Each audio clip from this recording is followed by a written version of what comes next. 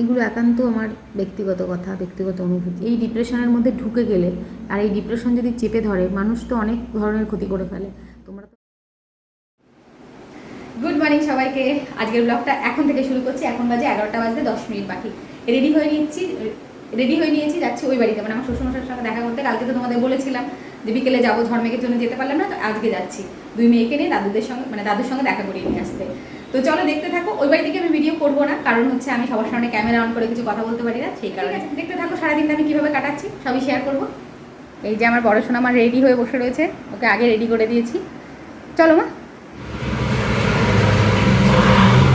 দাদা যাস না বাইরে। কীর্তনের প্রস্তুতি সব কমপ্লিট। হ্যাঁ হ্যাঁ, কি গরম, বাপরে বাপ।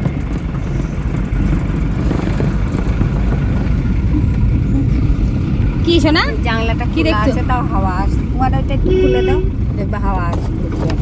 একটু গাড়ি চললেই হাওয়াটা লাগে। কি কথা বলছে, দেখে নামবি, আর ওই ওখানটা স্লিপ কেটে পড়িস না যেন। আস্তে যা, আস্তে যা, সামনে তাকিয়ে চল। বাবা কত কথা বলতে হয় ছেলে পেলে নিয়ে। কি কাজ হচ্ছে এখানে বাবা? এগুলো টেনে টেনে তোলা হচ্ছে। হ্যাঁ কেন, কি বানাচ্ছে? কিছু বানাচ্ছি না বাবা, এগুলো কাজের জিনিস, এগুলো সব তুলে দিচ্ছে। বাড়ি থেকে এসে হ্যাঁ বাবা, এটাকে স্নান করালাম, একটুখানি বসলাম, বসে স্নান করালাম, করে এবার এটাকে একটু ঘুম পাড়াবো, তারপরে পিসির কাছে দেবো, দিয়ে তারপরে অবধিটাকে স্নান করাবো, আমি স্নান করবো। তার আগে একটু খাবো, আমার না ভীষণ খিদে পেয়েছে। সকালে খেয়েছি একটুখানি, কিন্তু ঠিক মতো খাওয়া হয় না, অল্প একটু খেয়েছি, এখন আবার একটু খাবো। ও চলো চান করি দিই। ও কি রান্না বান্না হচ্ছে নাকি? কি রান্না হচ্ছে তোমার বাড়িতে? চলো চলো মা, চানটা করিয়ে দিই আগে। এত খিদে পেয়েছিল আমার, ওই বাড়ি থেকে এসে মেয়েকে স্নান টান করাম, তারপরে তো একটুখানি মুড়ি খেলাম। মুড়ি খাওয়া হলো, এবার চলে এসছে। খিদে পেয়েছে মা? হ্যাঁ। আচ্ছা, ওকে এখন খেতে দেবো। কী দিয়ে খেতে দেবো দেখাচ্ছি তোমাদের, দাঁড়ো। আচ্ছা, আগে রান্না কী হয়েছে সেটাও দেখাবো, আগে অদ্রিজাকে খেতে দিয়ে নিই। এই যে অদ্রিজার জন্য পনির রান্না হয়েছে, আর এই পিসির জন্য রাখবো, পিসির তো আজকে নিরামিষ। তো চলো ওকে খেতে। আর আমাদের কী কী রান্না হচ্ছে চলো সেটাও দেখিয়ে দিই। আমাদের নিয়ে এসেছিলো আজকে পোনা মাছ, কালকে নিয়ে এসেছিলো। আমার লাইটটা জ্বাল।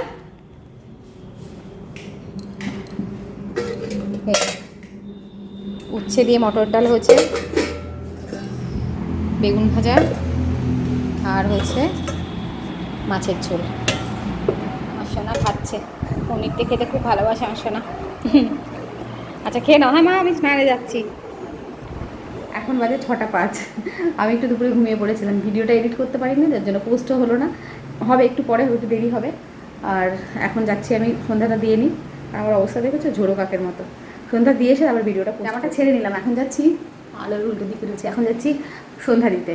আর একটা জিনিস তোমাদের দেখাই, এই দেখো আমার মেয়ে বসে বসে রান্নাবাটি খেলছে। ছোটোবেলায় আমি খুব খেলতাম, তো ও খেলছে দেখে আমার এখন সময় নেই, না হলে ওর সঙ্গে বসে বসে আমি ওকে সঙ্গ দিতাম, বেচারা একা একা খেলছে। রান্না বান্না হচ্ছে? বাহ, ঠিক আছে, তুমি খেলো। হ্যাঁ মা। সন্ধ্যা দিয়ে চলে এসেছি চা করতে। অন্যদিন পিসি চা করে, মানে বেশিরভাগ দিন পিসি চা করে, আজকে আমি এসেছি চা করতে। দেখো চায়ের জল ফুটে গেছে, এবার চা করে খাবো। এবার আসলে পিসিকে দিয়েছি মেয়েকে নিয়ে একটু ব্যালকনিতে যেতে। ও একটু এই সময় সারাদিন ঘরে থাকে, তো একটু ব্যালকনি থেকে গাড়ি ছাড়ি দেখে, ছোটোটা ওর ভালো লাগে। আর বড়োটা ড্রয়িং টিচার এসেছে, ছবি আঁকছে। তো চাটা করে নিই। আলু, কিসের আলু? ও আলু ভাজা ওটা। বাজে এখন 8টা। আমার এই যে একজনা ঘুম থেকে উঠে ওই যে খেলছে শুয়ে শুয়ে, আর আমি একটু রেডি ফেডি হয়ে নিলাম। ঘরটাকে একটু ছড়ানো ছিটানো ছিল, সেটাকে একটু গুছিয়ে নিলাম হালকার ওপর দিয়ে। অদ্রিজাকে একটু পড়তে বসাবো, তার আগে ওকে কিছু খেতে দিতে হবে। খেতে দিতে একটু দেরি হয়ে গেল আজকে, কারণ হচ্ছে ওই ড্রয়িং টিচার এসেছিলেন, উনি গেলেন, এবার খেতে দেবো। আর টিচার চলে এসেছি রান্নাঘরে। এখন মেয়ের জন্য টিফিন করবো, ডিম দিয়ে কিছু একটা করে দেবো, একটু ভারী করে একটু অমলেট করে দেবো। এই এক সমস্যা, কি টিফিন দেবো, বিকেলবেলায় কি টিফিন দেবো, স্কুলে কি টিফিন দেবো, তাও তো এখন স্কুল নেই। আমার দেখো না এই পাশগুলো না আরও টাক পড়ে যাচ্ছে, এমনিতেই এইগুলো একটু চুল ছিল না, তারপরে আবার এখন বেশি টাক পড়ে যাচ্ছে। করবো সেটাই ভাবছি। একটু পেঁয়াজ কুচনো আছে, আর একটুখানি গাজর গ্রেট করে দিয়ে দেবো। গ্রেট করে নিলাম একটুখানি গাজর, একটুখানি পেঁয়াজ কুচিয়ে নিলাম। এবার এগুলো ডিমগুলো দেবো, দিয়ে এর মধ্যে না একটু মশলা দেবো, তাহলে খেতে ভালো লাগবে। এর মধ্যে একটুখানি মশলা দেবো, এই একটু জিরে গুঁড়ো দেবো, একটু ধনে গুঁড়ো দেবো, তাহলে কি হয় ভালো লাগবে, একটু অন্যরকম টেস্ট লাগবে। না হলে বাচ্চাদের তো খাওয়া নিয়ে আর বাহানা শেষ নেই। আমার মেয়ে তো আবার একবারে বাবার মতন, যেটা দেখে ভালো লাগবে না সেটা খাবেই না। এই ডিমগুলো ফাটালাম, এখন এই দুটো ডিম ঠিক আছে। ডিম ভাজতে গেলে বা ডিমের কিছু করতে গেলে, সেদ্ধ দিতে গেলে না খুব টেনশনে থাকি এখন। দুবার ডিম নিয়ে এসছে, প্রচুর ডিম পচা বেরিয়েছে। একদিন তো সেই ডিমের পোচ করছি, পুরো ডিমের পোচ করতে গেলে তো একদম সরাসরি গিয়ে কড়াইতে দেবো, আমি তাওয়াতে দেবো, দিতে গিয়ে দেখি ডিমটা পচা, সেই কড়াই টড়াই ধুয়ে নিয়ে আবার করতে হলো। আর এখানে চাল ঠাল সব রেডি করা আছে। আর আজকে একটু ঢেঁড়স সিদ্ধ দেবো 4টে। ঢেঁড়স সিদ্ধ খেতে কিন্তু বেশ লাগে, সবাই অবশ্য ভালোবাসে না, এটা তো লদলদে ভাব থাকে তো অনেকেই পছন্দ করে না। আমার কিন্তু বেশ ভালো লাগে ঢেঁড়সের অন্য কোনো সবজির থেকে ঢেঁড়স সেদ্ধটা খেতে বেশি ভালো লাগে। এখন তো স্কুলটা বন্ধ আছে, তাও কি টিফিন দেবো স্কুলে সেই একটা মানে টেনশনটা কম। কেক বিস্কুট এগুলো বেশি দেওয়া উচিত না, আর এদের স্কুলে এখন বারণও করছে, সেই কারণে আমি আর দিই না একদম, যে সেটা না দিই, তবে তুলনামূলকভাবে আগের থেকে কম দিই। এখন একটু ওই রুটি তরকারি, তারপরে ডিম দিয়ে রুটি দিয়ে রোল টাইপের করে, তরকারি দিয়ে রুটি দিয়ে রোল মতন করে, মানে রুটি তরকারিটাকে রোল বানিয়ে দিই, তাহলে ওর কাছে মনে হয় একটা অন্যরকম কিছু দিয়ে দেবো বাচ্চাদেরকে খাওয়ানো। এই দেখো ডিমটা ভেজেছি, এইরকম বেশ একটা দেখা উল্টো দিকটা দেখা ভেঙে গেল যা। এই যে ঠিক আছে, দুজনে খাবো আমরা। এই যে দিয়ে আসি, এবার দিয়ে আসি। একটু সস দিলে ভালো লাগতো, কিন্তু ওকে এখন সস দেবো না, এমনি এভাবে ডিমের অমলেটটা দিয়ে আসি না। এই যে সব কিছু করবো আমি, আর এই যে দুনিয়া হবে এরা তিনজনা, এরা তিনজনে মিলে দুনিয়া, আর আমি হচ্ছে ডেউটিন। আমি এ বাসায় পড়ে রয়েছি, আমাকে বাদ দিয়ে ওরা এখানে বসে বসে গল্প করছে, মজা করছে। এই ছোটটাই আমার, ছোটটা আমার কাছে আসবে কাঁদছে এখন। চলে আয় মা, চলে আয়, ওদের সঙ্গে থাকবি না। চলে আয় চলে আয় চলে আয়, দুষ্টু বুড়ি।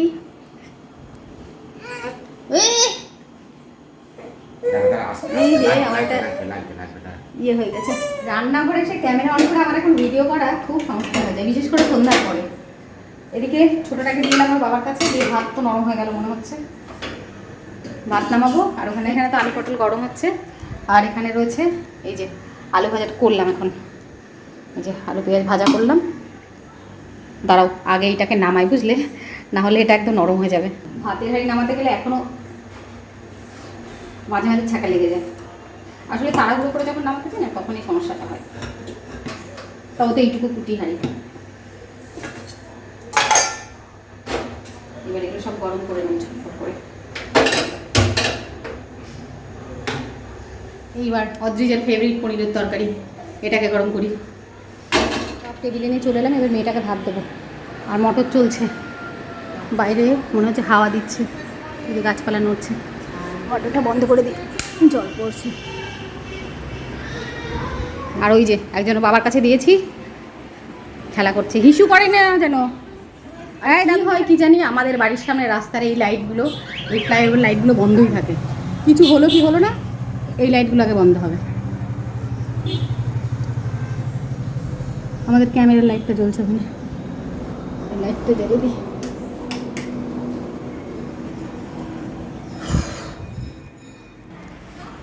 মেয়ের জন্য একটু জল গরম বসিয়েছি, এই হ্যাঁ বিরার জন্য জল গরম দিয়েছি, মানে জল ফুটতে দিয়েছি। ওকে তো জলও খাওয়াচ্ছি এখন, তো সেটা ফোটা হচ্ছে। জলটা ফুটে গেলে এই যে আজকে রাখবো। দাঁড়াও নিচ্ছি, কাজ করতে করতে পাগল হয়ে গেল। ঠিকই তাই। হ্যাঁ খিদে পাচ্ছে, কটা বাজে বলতো দেখি, ঘড়িতে দেখে। আমার মেয়ের খিদে পেয়েছে, ভাত দিতে হবে, ঝটপট ঝটপট ঝটপট। টাইমটা দেখো 11:30। আর একজন নোনটা ফোনটার বই নিয়ে পড়ছে আর হি হি হি করে হেসে যাচ্ছে, হিচকি উঠে গেল হাসতে হাসতে, কি বলবো। আর এই একজনা প্রচুর যুদ্ধ টুদ্ধের পরে এতক্ষণে ঘুমালো, ও ঘুমাচ্ছে এবার।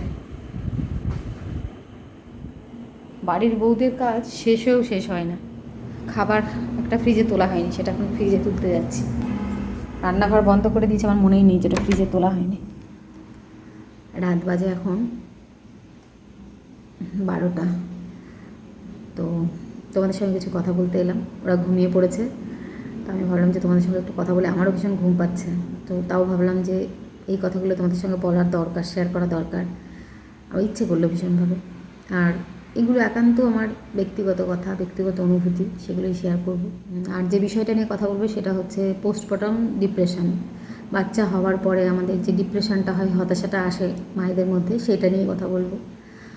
আমার দুটো সন্তান, দুটোর সময়তেই মানে প্রথমটার সময়তে খুব ভালোভাবে ওটা বুঝেছি, দ্বিতীয়টার বেলাতে কিছুটা অভিজ্ঞতা যখন রয়েছে আমার, আমি সেটা কী করে ওভারকাম করতে হবে বুঝতে পারছি। এখনও মাঝে মাঝে কিন্তু সেই ডিপ্রেশন আমাকে চেপে ধরে। তো সেই কারণে আমি তোমাদের সঙ্গে এই কথাগুলো শেয়ার করছি, যে যারা সদ্য মা হয়েছো বা মা হবে, তাদের জন্য এটা যদি এতটুকু কাজে লাগে সেটা আমার খুব ভালো লাগবে। তো প্রথম বাচ্চা হওয়ার পরে, প্রথম সন্তান হওয়ার পরে খুশি ছিলাম, মানে নিঃসন্দেহে ভীষণভাবেই খুশি ছিলাম। কিন্তু তার ভেতরেও না কয়েকদিন পর থেকেই ভেতরে যখন বাড়ি এলাম নার্সিংহোম থেকে, তারপর থেকে বাচ্চার কাজ যখন করছি, নিজের রেস্ট হচ্ছে না, বাচ্চার কাজও ঠিকমতো করতে পারছি না। এদিকে সবাই এক্সপেক্ট করছে যে আমি বাচ্চার সব কিছু পারবো, খাওয়াতে পারছি না ঠিক করে, ঠিকমতো ন্যাপি চেঞ্জ করতে পারছি না, এইভাবে করতে হয়, এইভাবে করতে পারছো না কেন, বা আমি হয়তো ঘুমিয়ে আছি, বাচ্চা কাঁদছে, ঘুমাচ্ছ, মানে আমার চোখে তখন ঘুম, সবাই ডাকছে যে বাচ্চা কাঁদছে, ওঠো খাওয়াও, আমার দিকটা যেন কেউ বুঝতেই চাইছে না। এরকম একটা মানসিক পরিস্থিতি কিন্তু তখন চলে, তখন ভীষণভাবে কান্না পায়, হতাশা একদম চেপে ধরে। আর এটা খুব স্বাভাবিক একটা মানে পরিস্থিতি। তো আমার ক্ষেত্রেও সেটাই হয়েছিল, ভীষণভাবে কান্না পেত।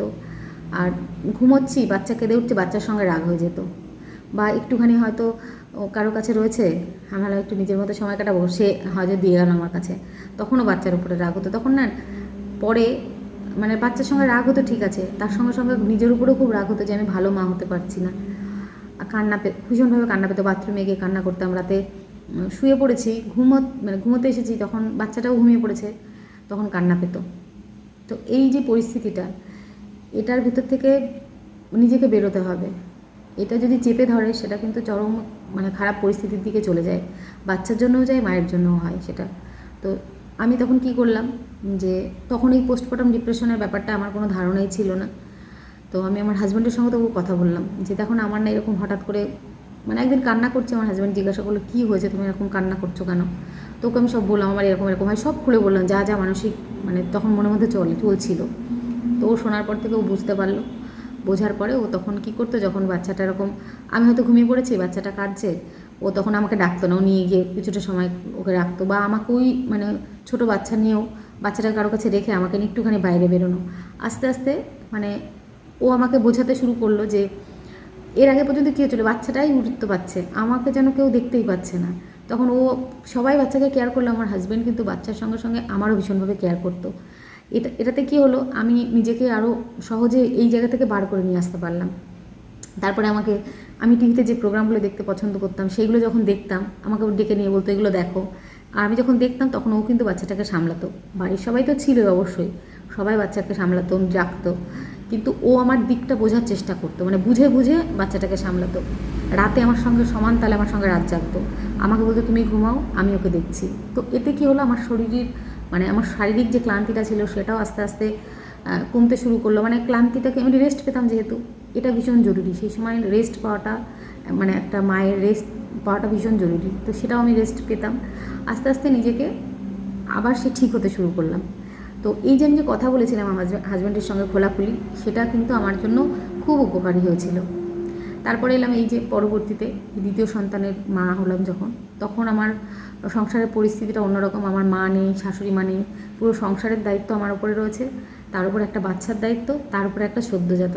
আমার বাড়িতে হেল্পিং হ্যান্ড আছে, তারপরেও আমার যেটুকু দায়িত্ব মায়ের, সেটা তো আমাকেই সামলাতে হয়। তো যার কারণে কি হয়, এখন আরও সময় পাচ্ছি না, মানে নিজের জন্য এক ফোঁটা সময় পাই না আমি। তার ভেতর থেকেও আমি এই যে ভিডিওটা করি বা একটু সময় বার করে মানে একটুখানি গল্পের বইয়ে 2-1 পেজ পড়ি, কারণ এটা হচ্ছে নিজেকে আমি সময় দিই। না হলে কি হয়, সর্বক্ষণ এদেরকে নিয়ে ব্যস্ত থাকি, তার মধ্যে থেকেও সংসারের দায়িত্ব করি। এখন আমার দোষ গুণ ধরার কেউ নেই বাড়িতে, যে সে আমাকে বলবে বাচ্চা কেন কাঁদছে, এ করছে কেন, এরকম কেউ নেই। নিজেকেই সব দিক সামলাতে হয়। তো তখন আমার নিজেকে তো অবশ্যই দেখতে হবে না, আমাকে নিজের কেয়ার রাখতে হবে। তো নিজেকে তো অবশ্যই দেখতে হবে, নিজের কেয়ার করতে হবে নিজেকেই। তো আমার হাজব্যান্ড তো আছেই অবশ্যই, তো যারা এই সিচুয়েশনের মধ্যে দিয়ে যাচ্ছ, এই যে এখনও আমার মাঝে মাঝে মানে কষ্ট হয়ে যায়, কান্না পেয়ে যায় রাত্রেবেলা। আমি দেখি যে নিজের জন্য এতটুকু সময় নেই, কি করব। তো এখন আমি কি করি, নিজেকে খেয়াল রাখতে হবে সেহেতু কী করে, সময় হলো একটু পার্লারে চলে গেলাম, বা বাচ্চাদেরকে নিয়েই কোথাও এদিক সেদিক চলে গেলাম ঘুরতে। কখনো পিসির কাছে বাচ্চাটাকে রেখে আমি হাজব্যান্ডের সঙ্গে বললাম একটু চা খেয়ে আসি চলো। এরকম করেই নিজেকে খেয়াল রাখতে হবে। এই ডিপ্রেশনের মধ্যে ঢুকে গেলে, আর এই ডিপ্রেশন যদি চেপে ধরে, মানুষ তো অনেক ধরনের ক্ষতি করে ফেলে। তোমরা তো এখন সোশ্যাল মিডিয়াতে অনেক এই ধরনের ভিডিও দেখো। তো যারা সদ্য মা হচ্ছ, তারা কিভাবে এই জায়গা থেকে বেরোবে, তো সেটা তো অবশ্যই ডক্টরের সঙ্গে কথা বলতেই পারো, পরিবারের সঙ্গে কথা বলো। আমার অভিজ্ঞতাটা শেয়ার করার অর্থই হচ্ছে এটা, উদ্দেশ্যই হচ্ছে এটা, যাতে তোমরা এটা থেকে কিছু বুঝতে পারো। নতুন মা হলে তো বোঝা যায় না কেন এটা হচ্ছে। এটা খুব স্বাভাবিক একটা জিনিস, প্রত্যেকের হয়, মানে বেশিরভাগেরই হয়। সবাই এটা অতটা খুলে বলতে পারে না বা অতটা বলেও না। আমি খুলে বললাম জিনিসটা। আর ওই যে বললাম, এখান থেকে বেরোনোর একটাই রাস্তা, পরিবারের সঙ্গে কথা বলো, হাজব্যান্ডের সঙ্গে কথা বলো, মায়ের সঙ্গে কথা বলো, শাশুড়ির সঙ্গে কথা বলো যে আমার এরকম হচ্ছে। তারা নিঃসন্দেহে সাপোর্ট করবে। তারপরে তোমার যদি হাজব্যান্ড থাকে, মা থাকে, সে তো সাপোর্ট করবেই অবশ্য। আর তারপরে নিজের খেয়াল রাখতে হবে। নিজেকে একটু সময় বার করে একটু রেস্ট নিতে হবে, নিজের যেটা করতে ভালো লাগে। আমার যেমন এখন ভীষণ ঘুম পাচ্ছে, কিন্তু তার মধ্যেও আমি এলাম ভিডিওটা করতে, কারণ এটা আমার ভীষণ পছন্দের একটা জিনিস। এই কাজটা করতে আমার খুব ভালো লাগে। এই যে ক্যামেরা অন করে তোমাদের সঙ্গে কথা বলছি, এটা আমার ভীষণ প্রিয় একটা জিনিস। তো সেই কারণে যে এরকম নিজস্ব সময় কাটালে এই ডিপ্রেশনগুলো আস্তে আস্তে কমে যাবে। একটা সময় পরে এমনিই কমে যাবে। আর এই সময়টাকে নিজেকে এইভাবেই খেয়াল করতে হবে। তো আশা করি তোমাদের ভিডিওটা কাজে লাগবে। যদি দু একজনেরও কাজে লাগবে, সেটা আমার খুব ভালো লাগবে। তো এখন ভিডিওটা এখানেই শেষ করছি। গুড নাইট, সবাই ভালো থেকো, সুস্থ থেকো, সাবধানে থেকো। আর তোমাদের সঙ্গে দেখা হচ্ছে কালকে নতুন একটা ভিডিও নিয়ে।